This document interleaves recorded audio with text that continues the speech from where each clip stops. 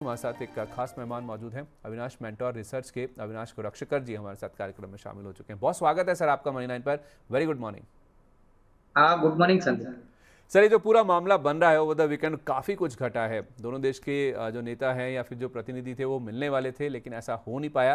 लेकिन हाँ, ये ज़रूर है कि अलग अलग देशों की तरफ से जो पहल हो रही है, डिप्लोमेटिक चैनल से इस तरफ इशारा कर रहे हैं कि कहीं ना कहीं कुछ रास्ता शायद निकलता हुआ नजर आ जाएगा। और स्टेट ऑफ हॉर्मुज, इसकी जो नाकाबंदी है, यही एक पॉइंट ऑफ कंटेंशन है जिसको लेकर ईरान काफ़ी ज़्यादा सख्त है और डटे हुए हैं ट्रम्प साहब भी। सर, ये जो पूरा मामला है, जो स्टैंड ऑफ है, क्या आपको कहीं ना कहीं सुलझता हुआ दिख रहा है? ये गिफ्ट निफ्टी का जो उत्साह है, ये किस वजह से आज? नहीं, मुझे लगता है कि देखिए वो संदीप, अभी ईरान ने दूसरा प्रपोजल दिया है तो उसके ऊपर वापस थोड़ा डिस्कशन होगा। हम्म। मैं कहता हूँ कि जब भी कोई सीज वायर का नया प्लान आता है तब मार्केट खुश होता है कि शायद इस प्लान में मंजूरी हो। तो मुझे लगता है कि देखिए आज गैप अप ओपनिंग तो हो रहा है, but frankly at the end of the day Trump साहब क्या सोचते हैं और वो कैसे रिएक्ट करते हैं, ये बहुत इंपॉर्टेंट रहेगा। और मामला वही है, मान के चलिए कि अगर 8-10 दिन में कुछ हुआ नहीं तो वापस हम वहीं पे मार्केट वहीं पे आएगा जहां पे पिछले हफ्ते फ्राइडे को क्लोज हुआ था। तो कहीं ना कहीं मार्केट अभी भी थोड़ा सा क्लियर डायरेक्शन के लिए वेट कर रहा है। देखिए, बातचीत के बाद जो क्लैरिटी चाहिए और जो सोल्यूशन चाहिए वही मार्केट ढूंढ रहा है। आज डेफिनेटली मार्केट गैप अप खुलेंगे, बट सस्टेनेबिलिटी थोड़ी सी क्वेश्चन मार्क रहेगी। तो हम्म। मेरे ख्याल से वेट एंड वॉच करिए। I think clearly I think stock specific वगैरह ये रवैया ही रखना ठीक रहेगा, क्योंकि नतीजों का सीजन अभी फुल फ्लो में है। आज हम्म। काफी बड़े कंपनीज के नतीजे आएंगे, तो exactly. Definitely I think stock specific approach ही ठीक रहेगा।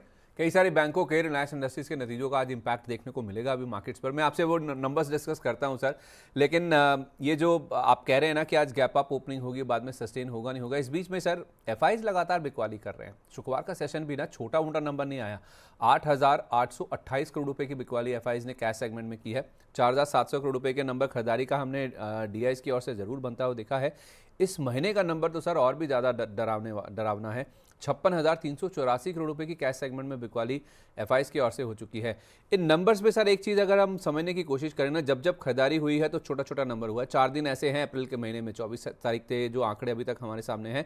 4 दिन ऐसा हुआ जब उन्होंने खरीदारी करी है, लेकिन उस खरीदारी में कभी भी 700 करोड़ का नंबर पार नहीं हुआ। और बिकवाली में तो ये 8,800 करोड़ ऑलमोस्ट हाई लेवल है, क्योंकि 2 अप्रैल को 9,931 करोड़ रुपए की बिकवाली का नंबर था। तो एफआईज का रुख तो साफ है सर कि वो बिकवाली ही कर रहे हैं। क्या उन्होंने सर कुछ अपने मन में ठान लिया है, या फिर ये युद्ध, ये जो कच्चा तेल है, वो उनके लिए इतना बड़ा पेन पॉइंट है कि इंडिया से वो इतना बड़ा एग्जिट कर रहे हैं? नहीं, देखिए मेरे ख्याल से आपने भी देखा होगा कि काफी एफआईएस ने इंडिया को डाउनग्रेड किया है। और मुझे हम्म। लगता है कि बॉन्ड यील्ड जब तक 4-4.5% रहते हैं तब तक उनको कोई बड़ा इंसेंटिव नहीं है इंडिया में पैसा लगाने के लिए। और जब तक ये जियोपॉलिटिकल सिचुएशन क्लियर नहीं होता, इसका जो नेगेटिव इम्पैक्ट है संदीप, देखिए क्रूड के प्राइसेस अभी जो 103 डॉलर के आसपास है, वो वापस 80-85 डॉलर जाने में टाइम लगेगा। तो जो आने वाला अप्रैल टू जून का क्वार्टर है, वहां पे तो दिक्कतें कॉर्पोरेट्स को फेस करनी पड़ेगी। थोड़ा सा मार्जिन प्रेशर आपको देखने को मिलेगा। और रुपया ऑलरेडी 94 हो चुका है। अगर ये एफआई की बिकवाली ऐसी ही चलती रही तो मैं समझता हूँ कि रुपया और वीक होगा, हमारा करंट अकाउंट डेफिसिट तो और भी तकलीफ में आएगा। और हम्म। कहीं ना कहीं मुझे लगता है कि मार्केट थोड़ा क्लियरिटी के लिए वेट कर रहा है, क्योंकि जब तक ये मामला जियोपॉलिटिकली सॉल्व नहीं होता तब तक हमारे लिए क्रूड से रिलेटेड बहुत ही दिक्कत है, क्योंकि 90% क्रूड तो हम इंपोर्ट करते हैं। तो जी। शायद यही कारण है कि एफआईआई अभी भी थोड़े से फेंस पे है। अभी हम्म। भी वो बेचने का मूड में है, और मुझे लगता है कि शायद एक आध महीना तो ये बात चलती रहेगी। मेरे ख्याल से सोल्यूशन आएगा उसके बाद शायद थोड़ा सा एक पॉजिटिव सेंटिमेंटल इम्पैक्ट आ सकता है, बट तब तक मेरे ख्याल से हमको ये आउटफ्लोज ही देखने पड़ेंगे। मतलब जब तक कोई सोल्यूशन नहीं आ जाता इस जंग का, तब तक तो बेचते रहेंगे। उसके बाद होगा कि हाँ, नतीजे कैसे रहे हैं या बाकी सिचुएशन कैसी पैन आउट हो रही है, तो उसके बाद फैसला लिया जाएगा फिर। नहीं, बिल्कुल। देखिए अभी तो ऐसा है कि कोई भी नया सीज फायर प्लान आता है तो मार्केट खुश होती है, लेकिन हम्म। हमको सभी को पता है कि देखिए ट्रम्प साहब जिस तरीके से बात करते हैं, ईरान जिस तरीके से बात करता है, दोनों साइड्स हट के ऊपर बैठे हैं। और जब तक कोई सोल्यूशन निकलता नहीं है, मार्केट को थोड़ा सा अनइजीनेस और क्लैरिटी मिलेगी नहीं। तो I mean keeping fingers cross Sandeep, मुझे लगता है 8-10 दिनों में अगर कुछ होता है तो डेफिनेटली मार्केट्स अच्छा रीरेट हो सकता है। बट अदरवाइज मेरे ख्याल से हम वही सिचुएशन पे पहुंचेंगे अगर 8-10 दिन में कोई सोल्यूशन निकलता नहीं। ठीक है, 8 से 10 दिन में अगर कोई सहमति नहीं बनती है, कोई सोल्यूशन नहीं निकलता है, तो फिर बाजार दिक्कत में आ सकता है। सर 25,567 या ऐसा कुछ लेवल था जो हमने छुआ था, तो अगर हम माफ़ कीजिए 24,567 का 23,900 के नीचे हम बंद हो चुके हैं, तो हायर लेवल से हम करीब 600-650 पॉइंट तो ऑलरेडी करेक्ट हो चुके हैं। तो बाजार में नर्वसनेस तो साफ तौर पे देखने को मिल रही है, और मैं आपको कह भी रहा था कि 675 पॉइंट तो 3 दिन में ही निफ्टी में निकले हैं, 200 पॉइंट पहले 2 दिन और शुक्रवार के सेशन में भी करीब 275 पॉइंट, तो ऑलमोस्ट 675 पॉइंट की गिरावट हमने 3 दिन में बाजार में देखी है। और ये घबराहट इसी बात को लेकर है कि कोई सोल्यूशन नहीं निकल पा रहा है और स्ट्रेट ऑफ हॉर्मुज से सप्लाईज पूरी तरह से ठप हैं। वायदा बाजार में भी देखें सर, तो इंडेक्स ऑप्शंस जरूर खरीदे गए हैं 5,400 करोड़ रुपए के आसपास के एफआईएस की ओर से, लेकिन ये भी आंकड़े लॉन्ग शॉर्ट रेशो में जाके देखेंगे ना तो थोड़े दिक्कत वाले या फिर थोड़ा घबराने वाले ही लग रहे हैं, क्योंकि लॉन्ग शॉर्ट रेशो आप देखिए सर, कहाँ हम 0.21% पर पहुंच गए थे, अब जो नंबर आ गया वो 19.25% के आसपास का आ गया। सर ये क्या दर्शा रहा है कि वायदा बाजार में भी पोजीशन हल्की कर रहे हैं, पूरी तरह से होप्स उनकी डिमिनिश होती जा रही है एफआईएस की? नहीं देखिए, एफएनओ में तो ये कहना मुश्किल है, बट एक बार तो है कि ट्रेंड नेगेटिव है और मेरे ख्याल से लॉन्ग पोजीशन ज्यादा नहीं बन रहे, ज्यादातर शॉर्ट पोजीशंस ही बन रहे हैं, और ये तो एफएनओ पोजीशंस तो रातों रात भी बदल सकती है।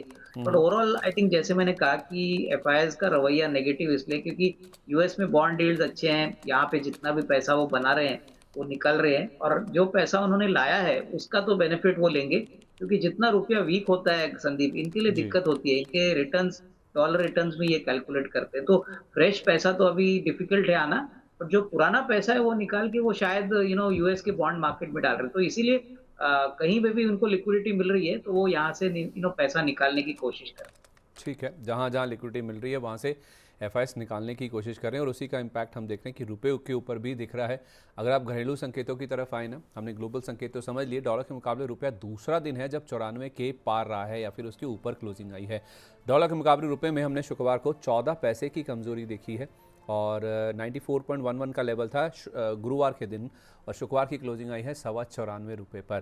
तो रुपया लगातार कमज़ोर होता जा रहा है, उसके पीछे वजह यही है, एक तो हमारे ऊपर जो फिस्कल प्रेशर है, ये जो कच्चा तेल उछल रहा है उसकी वजह से, और दूसरा एफआईएस की बिकवाली, ये 2 फैक्टर्स हैं। लेकिन सर एक सेबी का सर्कुलर भी आया है, सेबी ने एफपीआईज के लिए जो पिछला सर्कुलर था उसमें कुछ सर रिवीजन किया है, कुछ अपडेट किया है, कुछ संशोधन किया है।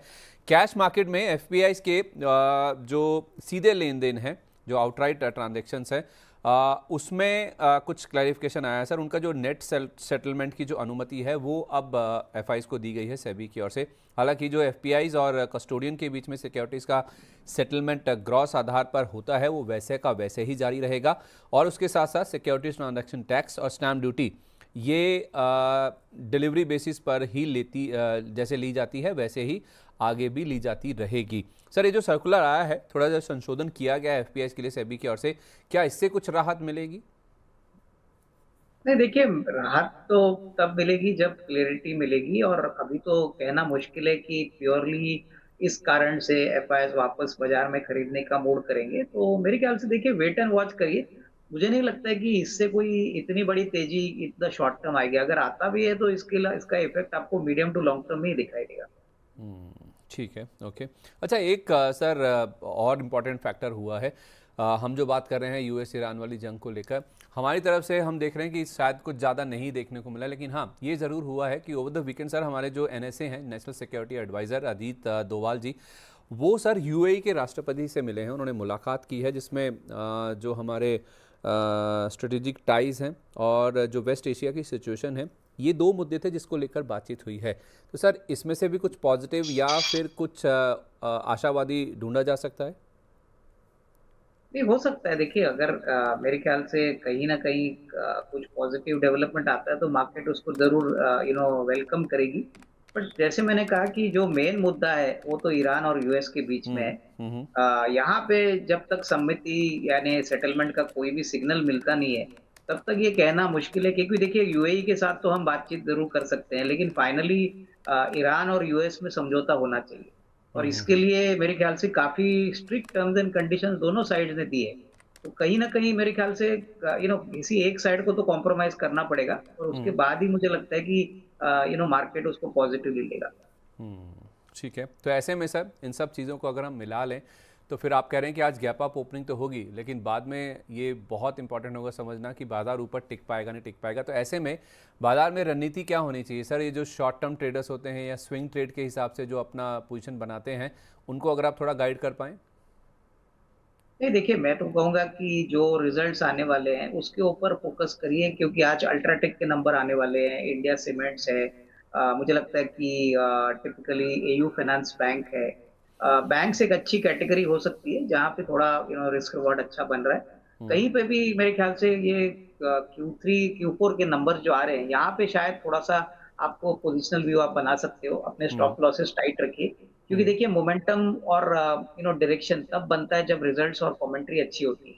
तो हुँ, कहीं न कहीं देखिए चौथी तिमाही के रिजल्ट्स उम्मीद से काफ़ी अच्छे हैं और इसका बेनिफिट ज़रूर स्टॉक के प्राइसेज़ में जहाँ पे रिजल्ट्स आने वाले हैं अच्छे रहेंगे। तो हुँ। क्लियरली डायरेक्शन रिजल्ट्स के ऊपर रखिए, स्टॉक स्पेसिफिक रहिए, क्योंकि ब्रॉडर मार्केट में कितना रैली ये सस्टेन होती है वो कहना ज़रा डिफिकल्ट है। चलिए, तो पूरा दारोमदार इस बात पर है कि नतीजों से किस तरह का सपोर्ट आता है, और नतीजे ओवर द वीकेंड काफ़ी बड़ी-बड़ी कंपनियों के आए भी हैं। तो बढ़ते हैं अब उन नतीजों की तरफ, उन खबरों की तरफ। स्टॉक स्पेसिफिक रहने की जो बातचीत की जा रही है, तो शेयरों की ओर ही फोकस कर लेते हैं जो खबरों में हैं आज। बढ़ते हैं खबरों वाले शेयरों की तरफ।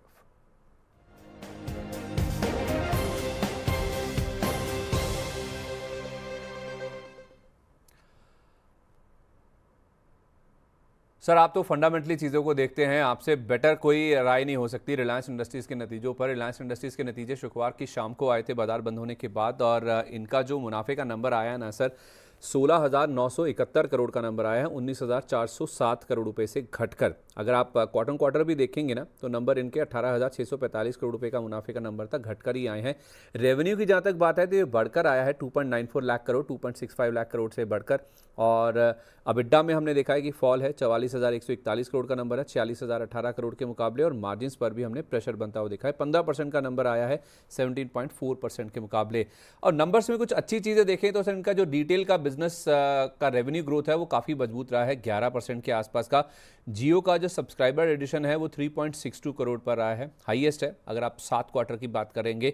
और O2C मार्जिन सर ये प्रेशर में ज़रूर रहा है, 7.9% का नंबर आया 10.2% के मुकाबले। ओवरऑल भी इनके जो बिड्डा मार्जिन है वो 17.5% के आसपास वाले 15% पर आ गए। O2C सर एक पेन पॉइंट था, जिसकी वजह से हमने देखा है काफ़ी दिक्कत है। ये जो पूरा ईरान वाला मामला, या क्रूड के प्राइजेस जो उछले हैं, उसका इम्पैक्ट हमने नेगेटिव साइड पर देखा। लेकिन बाजार को सर किसी चीज़ का अगर इंतजार था तो वो कमेंट्री का था, और स्पेशली इस बात को लेकर कि जियो प्लेटफॉर्म्स का जो आईपीओ है उसको लेकर किस तरह की स्थिति है। जियो प्लेटफॉर्म्स की जो लिस्टिंग है उसको लेकर मुकेश अंबानी साहब ने कहा है कि हम स्टडीली प्रोग्रेस कर रहे हैं, एडवांस कर रहे हैं, यानी कि धीरे धीरे हम लिस्टिंग करने की तरफ, आईपीओ लाने की तरफ बढ़ रहे हैं। तो सर नंबर्स और ये जो बयान आया है आईपीओ को लेकर, उसके बाद आज रिलायंस में किस तरह का एक्शन दिख सकता है? नहीं देखिए, रिलायंस तो मेरे ख्याल से मार्केट के हिसाब से थोड़ा-सा पॉजिटिव बायस से ही खुलेगा। लेकिन देखिए नंबर्स तो सभी ने एक्सपेक्ट किए थे कि इस बार नंबर्स थोड़े से न्यूट्रल से खराब ही आएँगे। आई हम्म, थिंक आपने सही कहा कि मार्केट खुश होगा कि जियो प्लेटफ़ॉर्म को लेके अभी मा कंपनी ने कन्फर्मेशन दिया है कि अगले 3 से 6 महीने में कोई न कोई डेवलपमेंट ज़रूर होगा, और मार्केट अभी एक्सपेक्ट करेगी कि जियो प्लेटफ़ॉर्म लिस्ट होता है तो उसका वैल्यू अनलॉकिंग रिलायंस के शेयर होल्डर्स के लिए, रिलायंस एज़ अ कॉर्पोरेट के लिए कितना बेनिफिशियल होगा। तो मुझे हम्म, लगता है कि एक छोटे रेंज में ही आज खुलना चाहिए, लेकिन मेरे ख्याल से पूरे जियो प्लेटफ़ॉर्म के जब पूरे डिटेल्स बाहर आएँगे, तभी स्टॉक में आपको और अच्छी री-रेटिंग देखने को मिलेगी। अभी तो प्राइस काफ़ी ऊपरी लेवल से टूटा है, तो हम्म। मुझे नहीं लगता है कि और गिरावट आएगी। मोर और लेस आई थिंक आप एक मॉडरेट अपसाइड आप एक्सपेक्ट करें आज, लेकिन जो भी अपसाइड आगे आएगा वो जियो प्लेटफ़ॉर्म का न्यूज़ फ्लो पे ही होगा। ठीक है, फेयर इनफ। तो सर अगर किसी को मीडियम टू लॉन्ग टर्म का व्यू लेना है, फ्रेश अगर खरीदारी यहाँ पे करनी है, क्या सही लेवल्स हैं करेक्शन के बाद, जैसे आप हाईलाइट कर भी रहे हैं? हाँ, देखिए थोड़ा-थोड़ा तो आप खरीद सकते हो, एक शॉट में नहीं। आई मीन आप थोड़ा टुकड़ों में खरीदिए, क्योंकि आपको रिलायंस अगर निचले लेवल पे मिलता है और ऑब्वियसली अगर ये जियोपॉलिटिकल वॉर का सिचुएशन खत्म होता है, तो उसके बाद तो मेरे ख्याल से परफॉर्मेंस O2C बिज़नेस का भी इम्प्रूव होगा। तो इनके पास काफ़ी वैल्यू ट्रिगर्स है, रिटेल है, टेलीकॉम है, ऑयल एंड गैस है, तो कहीं न कहीं मुझे लगता है अच्छा मौका है, बट मेरे ख्याल से एसआईपी के पॉइंट ऑफ व्यू से थोड़ा-थोड़ा करके स्टैगर्ड वे में खरीदिए। धीरे धीरे खरीदिए लॉन्ग टर्म का अगर आपका व्यू है। स्टॉक अच्छा खासा करेक्ट हो चुका है, लेकिन आपका थोड़ा सा पेशेंस के साथ धीरे धीरे खरीदने का व्यू होना चाहिए। दूसरा नाम जो बड़ा नाम है ना सर, वो है एक्सिस बैंक का। अब एक्सिस बैंक की जहाँ तक बात है सर, इनका जो एनआई का ग्रोथ है वो 4.5% का है।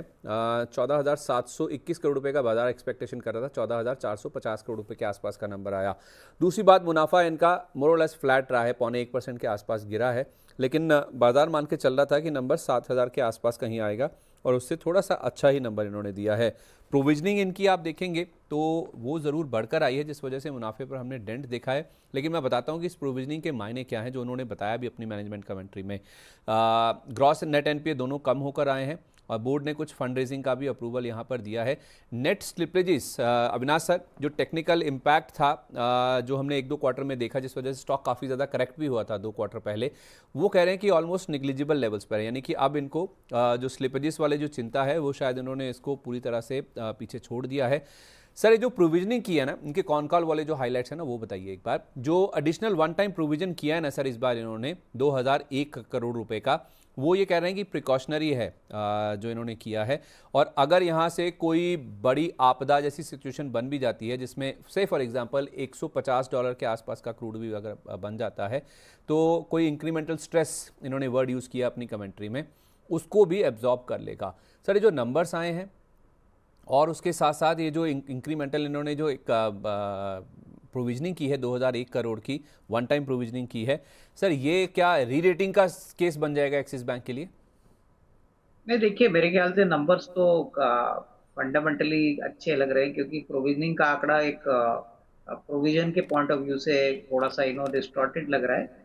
बट एसेट क्वालिटी की बात करें तो बोथ ग्रॉस लेवल पे as well as net level पे डेफिनेटली नंबर्स काफी अच्छे हैं। और मुझे लगता है कि देखिए पहला क्वार्टर, अप्रैल टू जून का क्वार्टर खत्म हो जाएगा, उसके बाद मार्केट्स को थोड़ा और कॉन्फिडेंस होगा, क्योंकि कहीं ना कहीं मेरे ख्याल से प्रोविजनिंग ज्यादा है, लेकिन ओवरऑल प्रॉफिटेबिलिटी बैंक की काफी अच्छी बढ़ी है, और आने वाला साल मुझे लगता है इनके लिए काफी अच्छा रहेगा। तो री रेटिंग तो जरूर होगी, बट पॉसिबली जून के क्वार्टर के बाद, क्योंकि अभी तो इन्होंने ये बताया है कि सब कुछ ठीक है, प्रोविजनिंग हम्म। हमने पर्पसली ज्यादा किया है। बट हम्म। कहीं ना कहीं मुझे लगता है कि मार्केट पहला क्वार्टर का नंबर देखेगा, उसके बाद ही लार्ज कैप स्टॉक को एक अच्छी री रेटिंग देगी। एक आखिरी सवाल आपसे सर, इससे पहले मैं आपसे विदा लूं। इंडसइंड बैंक को लेकर भी आपकी राय दीजिए सर। ये और एक दूसरा प्राइवेट बैंक है जिसके नंबर्स आए हैं सर, घाटे से ये बैंक मुनाफे में आ गया, और 420 करोड़ रुपए के आसपास का मुनाफे का नंबर बाजार एक्सपेक्ट कर रहा था, 533 करोड़ पर आया। एनआई में बहुत शानदार बढ़ा था सर, 43% की ग्रोथ इन्होंने इस बार रिपोर्ट की है। 4,360 करोड़ के आसपास बाजार मान रहा था, बाजार को पहले से आइडिया था, और उसके भी 12 करोड़ ऊपर का ही नंबर इन्होंने दिया है। ग्रॉस नेट एनपीए दोनों में कमी हुई है, हल्की हल्की सही, लेकिन अच्छी बात यह है कि एसेट क्वालिटी में सुधार देखने को मिला है। सर, इंडसइंड बैंक ये बहुत तेज़ी से ऊपर नीचे होता है स्टॉक सर, आज नंबर्स का इम्पैक्ट भी हम देख रहे हैं कि ऊपर नीचे काफ़ी तेज़ी से हो सकता है। ये जो नंबर हैं सर, इससे क्या जो चिंताएं थी इंडसइंड बैंक को लेकर वो शांत हो जाएंगी पूरी तरह से? नहीं, अभी फिलहाल तो संदीप देखो, ये नंबर आने के बाद मार्केट्स में जरूर एक अच्छा कॉन्फिडेंस बिल्ड होगा, और कहीं ना कहीं देखिए मार्केट एक्सपेक्ट कर रहा था कि नया एमडी आने के बाद कम से कम प्रॉफिटेबिलिटी पॉइंट ऑफ व्यू से बैंक वापस प्रॉफिट के ट्रैक पे आए, तो वो तो हो चुका है। मेरे ख्याल से देखिए आने वाले 1-2 क्वार्टर्स में बैंक को अपनी परफॉर्मेंस कंसोलिडेट करनी पड़ेगी, क्योंकि कहीं ना कहीं मार्केट को थोड़ा सा कॉन्फिडेंस मिलेगा कि पुरानी बातें खत्म हो चुकी है, अभी हम्म। वैसे कोई फ्रॉड होगा नहीं। तो हम्म। जो कॉन्फिडेंस बिल्डिंग है वो मेरे ख्याल से 1-2 क्वार्टर में आएगा, बट यस, ये लेवल पे डेफिनेटली एक रिस्क रिवॉर्ड अच्छा बनता है। जो हम्म। थोड़े से हाई रिस्क वाले इन्वेस्टर्स है, वो यहाँ पे डेफिनेटली अपनी पोजीशन ऐड करें, क्योंकि अगले 2 क्वार्टर में अगर परफॉर्मेंस रीजनेबली अच्छा आता है, तो डेफिनेटली इस लेवल से अच्छी खासी कमाई होगी। बट ये मेरे ख्याल से मार्केट्स वेट एंड वॉच ही करेंगे, क्योंकि एक क्वार्टर का परफॉर्मेंस लेके कोई इमीडिएटली इनको राइट ऑफ करेगा नहीं। इनको मेरे ख्याल से शायद सितंबर तक का क्वार्टर में मॉनिटरिंग करेंगे, उसके बाद इसमें अच्छी तेजी आ सकती है। ठीक है, ओके, परफेक्ट है। बहुत शुक्रिया सर आपका अपना कीमती समय आज हमारे साथ शेयर करने के लिए। जिन भी स्टॉक्स को लेकर बातचीत हुई है सर, उनमें कोई डिस्क्लेमर? जो भी स्टॉक्स आज हमने एक शो पे बात की है संदीप, हो सकता है हमारे क्लाइंटों को हमने वही स्टॉक्स मेंशन किए। पर्सनल लेवल पे कोई पोजीशन नहीं। चलिए, बहुत शुक्रिया आपका sir, pleasure as always to have you on the show. बहुत शुक्रिया sir, wish you a very good day sir.